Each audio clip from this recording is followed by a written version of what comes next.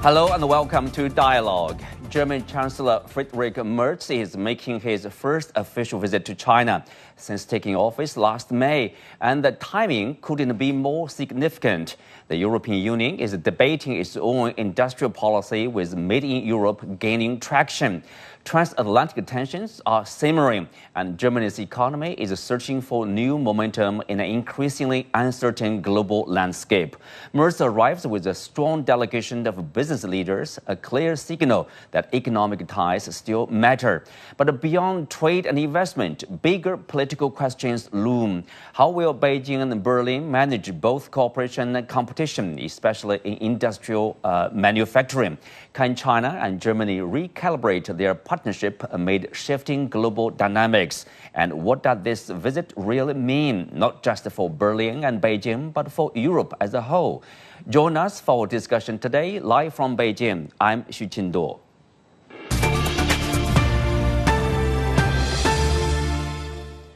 Well, joining me today are Zhou Bo, Senior Fellow at the Center for International Security and Strategy of Tsinghua University; Moritz Eichhorn, Editor-in-Chief of Ostdeutsch Medien Holding; Hu Chunchun, Associate Professor and Executive Director of the Institute for European Studies at the Shanghai International Studies University; and Ulrich Bruckner, Professor of Political Science at Stanford University in Berlin.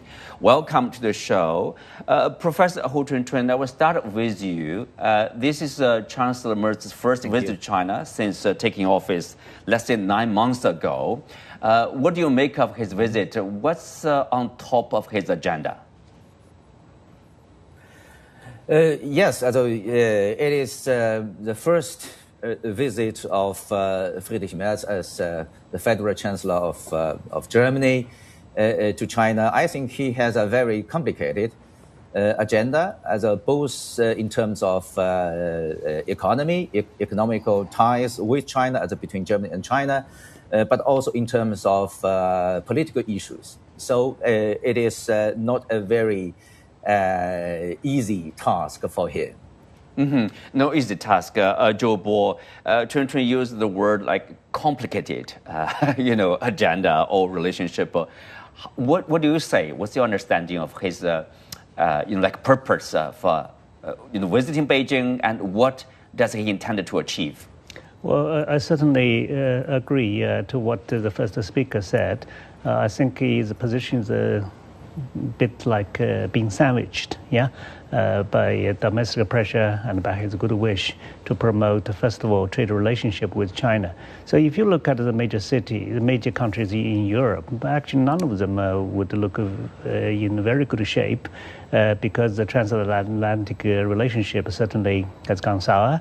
And as Merz said at the Munich Security Conference, the international order based on rule is basically over. Of course, it's debatable as to whether the order has been over or not. Because this is if you talk about this being liberal international order, I think that is more or less over, right?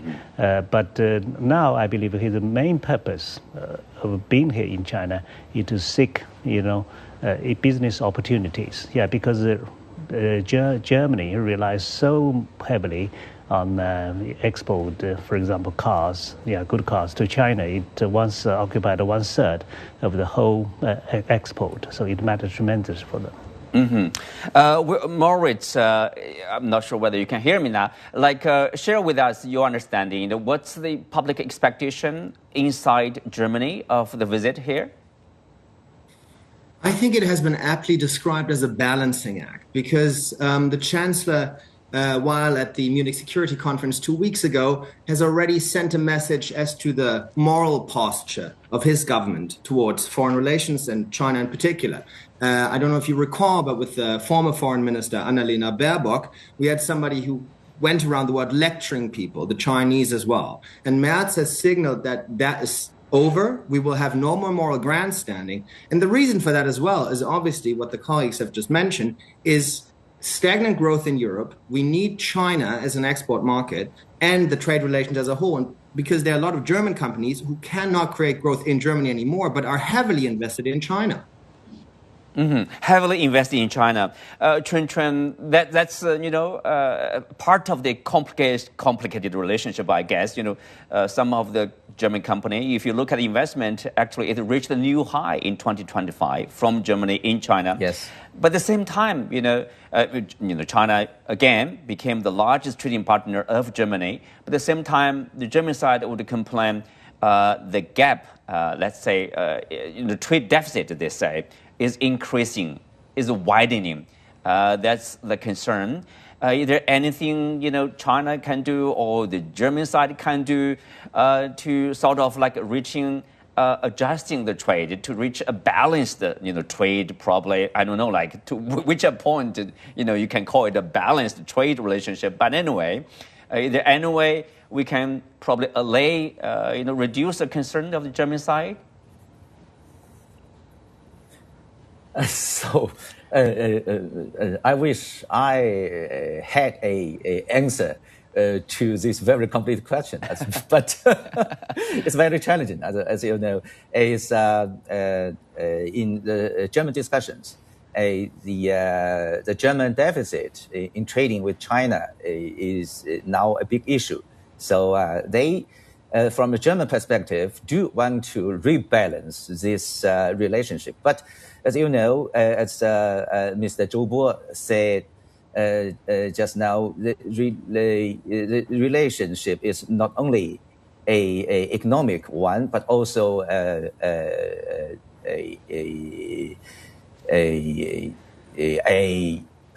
result of the changing international political and economic order. So we cannot only speak of the rebalancing of economic relationship. We have to think about the surroundings of the international order. So it's very challenging. Right. Share with us more on that respect. The background. Of course, relationship with the U.S. is, I guess there are tensions. Let's say, if not in trouble.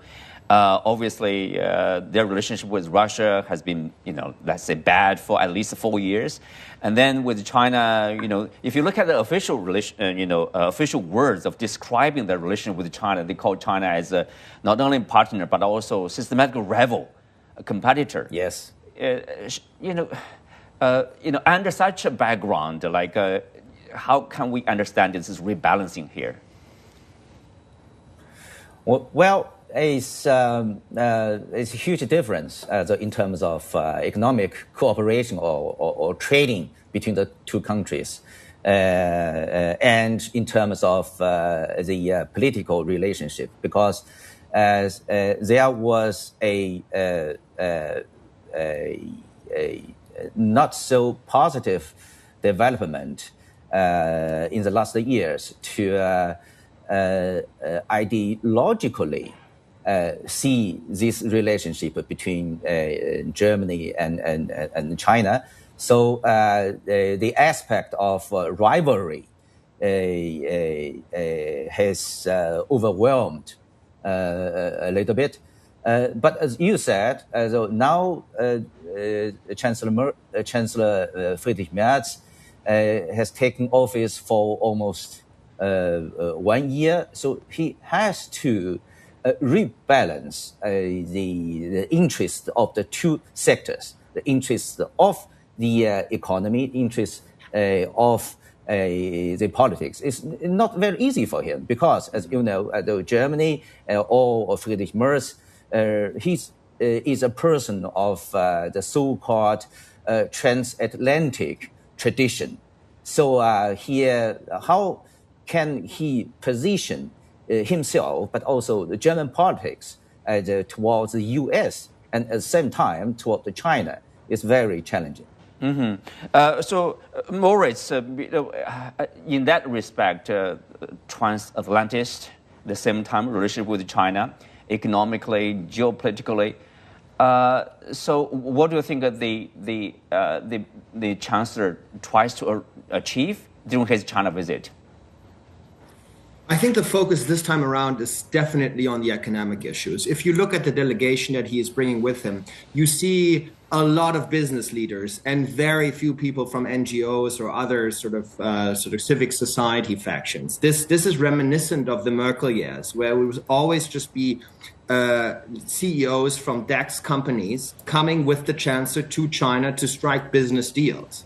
And to the transatlanticists, I mean, it kind of makes sense if you are to become the leader of one of the leading countries in Europe to be a transatlanticist. You know, up until a couple of years ago, up until Donald Trump took the helm in the United States, that was a surefire way to achieve political office. I mean, in the sense that, you know, you get along with your best partners politically and also economically.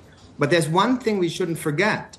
The ruling parties in both Germany and France and in the United Kingdom, which is not part of the EU, but still a big European power, they are currently extremely unpopular. We do not know what the German and European landscape will look like in 2 or 3 years if, say, in France, Le Pen, the far right, is elected. And then everything could change again. Mm-hmm. Against that kind of like uncertainty, Joe Boy, you know, I think, you know, for the Chinese side, it's kind of hard, you know, to deal with those countries, because you met a leader today and then tomorrow or next year, you know, he or she would be gone, and you have to reestablish relationship, including personal relationship with that country, the leader of that country. But anyway, I think you know, economic ties has been the cornerstone, in a sense, of this bilateral relationship, isn't it? Until recently, we do have people see cooperation at the same time increasing, growing competition. Yeah, you're definitely right, because if we look at the visits started by a French president, followed by British Prime Minister, and now German Chancellor, there is something in common. That is, they all came with large, delegations of, business people. So that's a priority, because I would consider now the relationship between China and the European countries have actually entered the second stage, because due to the first stage, all these countries would pressurize China to do more on the war in Ukraine. Of course, China tried, but this is not what they have expected, right? But now it seems that they are finally becoming realistic. Yeah, so they know now clearly, what China's position is, and they would shift toward economic cooperation. And this is really good for them, because you see, China is still world factory, but China is also now center of innovation. That is why more and more German companies actually are having joint research center in China, because in China things are simply done much faster than in Germany. Because if you want to manufacture a car, if it takes 4 years' time, then nobody wants a car once it comes out, right? You have to manage and to have it produced within 1 year and a half, and this can only be done in China. Mm-hmm. So, Professor Bruckner, welcome to the show. Thank you. Thank you for joining us. And what's your understanding of the importance of the visit for Chancellor Merz? Well, it is a very important moment, not only because the Chancellor travels for the first time to China, but it comes at a time when we face a number of very important geopolitical shifts. There is a very complicated relationship with the United States, and Merz has all his life served as a committed transatlanticist who now needs to learn that what he believed in is no longer true, and he has to reposition the country and to find pragmatic opportunities to guide Germany into a better future. On top of this, it's also a special relationship with the European Union, having a German in the driver's seat in the European Commission. So there's a lot to calibrate. Mm-hmm. Well, Professor, in terms of the economic and trade relationship, which is critically important for both countries, what's the expectation of the German side? Well, Merz has always been a very committed pro-business politician, and he served more in the business world than he served as a politician when he lost against Merkel in the early 2000s. And now he can prove that he is the better pro-business chancellor. But the times in which he has to prove this are not ideal, to put it very diplomatic. So he has to show that a value-based foreign policy that was presented by the previous government doesn't lead us too much. He rather wants to be pragmatic. He showed this in his trip to the Gulf Cooperation country visits before, and also in the way he positions himself towards Trump. So there is a chance that it will lead to better relations with China. But as always, it takes two to tango, and it depends a lot on what China brings to the table. Moritz, we know China is the largest trading partner of Germany. I mean, how important is the China market? And also, I would say, similarly, how important is the European market probably for Chinese products and services? Extremely important. We've seen that Chinese factories have produced in certain regards overcapacity, and there's talk in the European Union of levering tariffs for example, electric cars, which cannot be produced at competitive prices within the European Union at the moment. And I have to say, because you asked this earlier, what could be done to change the trade surplus? What could be done is European companies would have to perform better. We'd have to export more competitive goods to the Chinese market. And this was one of the main points of contention between the US and the Europeans during Trump's first presidency, when he kept saying, we have this trade surplus, that's not fair. And the Europeans just kept saying, well, we have better products. If your customers, if Americans are buying these products, that's not unfair. That's competition. And if we speak about those three different characteristics that were defined in the former German government's China strategy: partner, competitor, systemic rival. I mean, being a competitor is something that the Europeans have always hailed as a mode of international engagement. So if we are at the other end of that stick now, then maybe we just have to shape up. Professor Chun. Yes. You are shaking your head. So, do you agree that So some people say, in order to solve some of the, let's say, challenges between the relationship, partly economic, more competition from the Chinese side, and the trade deficit on the German side. There are complaints from the German side about I quote, like overcapacity, industrial policy, subsidy from the Chinese side. Of course, the Chinese side also had their own concern. For example, the restriction of Huawei technologies, 5G technology, and also ASMO's, the ban from Washington, of course, from selling necessary machines to produce advanced chips in China. Yes. If we are pointing finger at each other, we can never solve the problem, right? Yeah. I think the problems are there. It's the new reality. It's a new normal. So it's very sad to see this new normal. But I think the two countries, the biggest economy in Europe, Germany, and China, the second largest economy in the world, should do further as in the past. That means in terms of pragmatism, not in terms of ideology or ideological confrontation.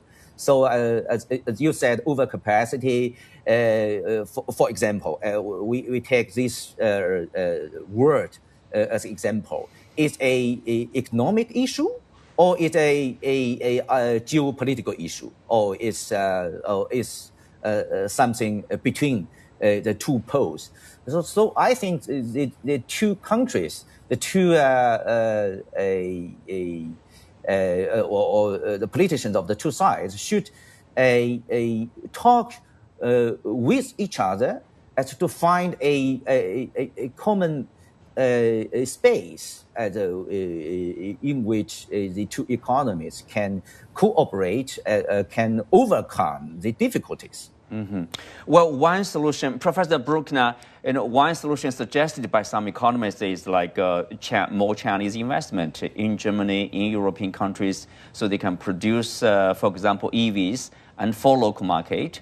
and then they can, even the talk of like a compulsory sharing of technologies with the European partners. Is that a possible solution? Well, there are a lot of very simple, practical, case-by-case solutions that would improve the situation on both sides. But it's not a question of if something is ideological or not. This might have played a role in the past. But if we look at something like overcapacities, if the Chinese producer price index is falling in 41 consecutive months, it's a fact. It's not something where you look at it from a certain lens or from a certain angle. It's a fact, and it needs to be addressed. How it is addressed depends on who's looking at it. If we only look at it from an economic perspective and see what would be ideal to benefit as we benefited in the past from globalization, then things would be rather simple. But in times in which everything is securitized and in times in which the transatlantic relation is no longer what it is, there are also people looking at relations from the perspective of, does it cause an asymmetric dependency? And then the security people will say, economically it's beneficial, from a security standpoint it's not. And the poor chancellor has to balance the conflicting positions that are not ideological, but they just follow different rationales. This is the tricky thing, and it's not only applying to the German side or the European side, it also applies to the Chinese side, because we both face problems that define what is presented as a national interest. Interesting point there. Professor Broken, at the same time, we know that the European Union is expected to present a paper, but it was delayed. They call it like reindustrialization of the European economy. A major element of that is made in Europe. Like thresholds. For example, EVs, 70% must be produced locally. And of course, related requirements of Windows, for example. How do you look at that? Is that the rise of protectionism or barriers to be built by the European Union to protect themselves against, against the US, against the Chinese? Well, I wouldn't look at it from the perspective of trade policy or trade theory and call it a protectionist instrument, because the motivation is not to keep other countries out from European Union markets. As I said, we both became rich by organizing a system of globalization that uses the comparative advantages of very different economies. And we will continue to benefit greatly if we continue optimizing our different comparative advantages. What is different now is that so many dependencies have been instrumentalized in one way or the other, that the painful lesson that there are asymmetric dependencies with energy from Russia, with security from the United States, rare earth from China, and a number of other examples make partners so vulnerable that they have to de-risk. And therefore, everyone is trying to bring systemic production home, or at least reduce the level of dependency in case things become complicated, not because it makes economically no sense, but it is politicized and used as a weapon, which we haven't done in the past. Joe, what do you make of that? And that's a reality to a certain degree, right? Chancellor Merz talked about at the Munich Security Conference of over-reliance, of relying on China too much, rare earth elements in particular. How do you look at this reliance? Chinese people to say, the Chinese products rely on the European market, probably, or rely on the U.S., at least in the past, too much, so the U.S. can impose tariff on you. From globalization, mutual dependence, but now it's like everybody is taking care of their own interests somehow, or securitizing what should be normal trade. Well, I'm not an economist, so I really don't know whether Germany relies too heavily on China or not. But but I often hear a complaint about how trading between China and the respective country is out of balance. That is true. because China is the largest trading partner to about 150 countries and regions. So the complaints are more or less the same, right? But I think economically speaking, the basic common sense is that if you want me to buy something from you, that must be something that I really want, right? Because this is the basis of bilateral trading. So I have read an article actually from Financial Times complaining that Europe basically has nothing that China really wants to buy. Yeah, so that becomes a problem. But that certainly is not our problem, right? So you should, as other panelists have pointed out, increase your competitiveness and find out what is really needed in Chinese market. Yes. Professor Brook, now, of course, what's your response here? I think, China is not only producing, say, like EVs, like other products, kind of similar to what produced in Germany, but probably at a lower price. At the same time, China is a center of innovation, AI, for example, and other related technology.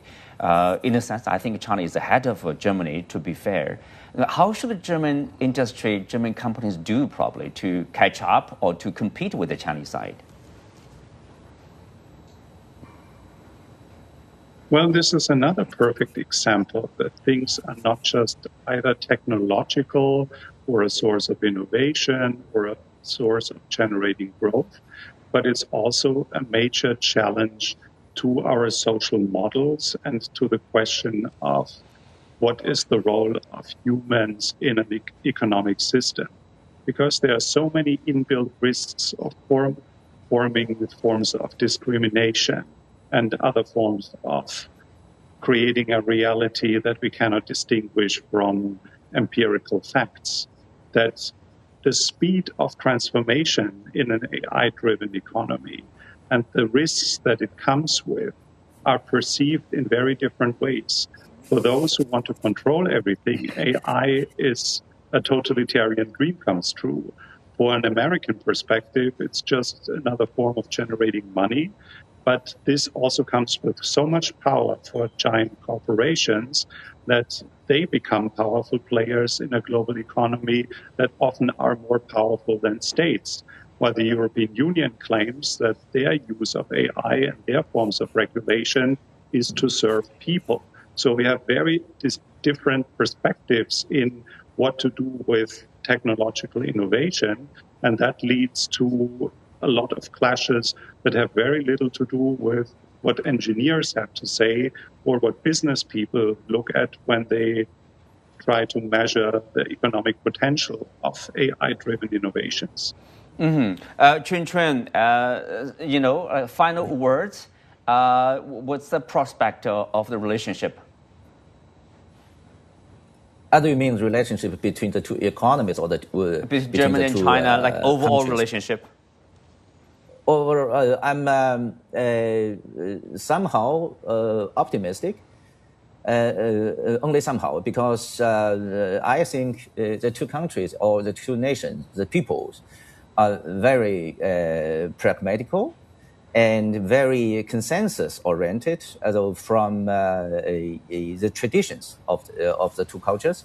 So I think the Germans and Chinese or the people would identify a somehow consensus in terms of economical cooperation. I think so. Yeah, let's hope that will be the result, and we'll continue the cooperation and even strengthen our cooperation between the two countries. With that, we are coming to the end of today's show. Many thanks to our guests. You can also find us on the CGTN app on YouTube. I'm Xu Qinduo. Thanks for being with us. See you next time.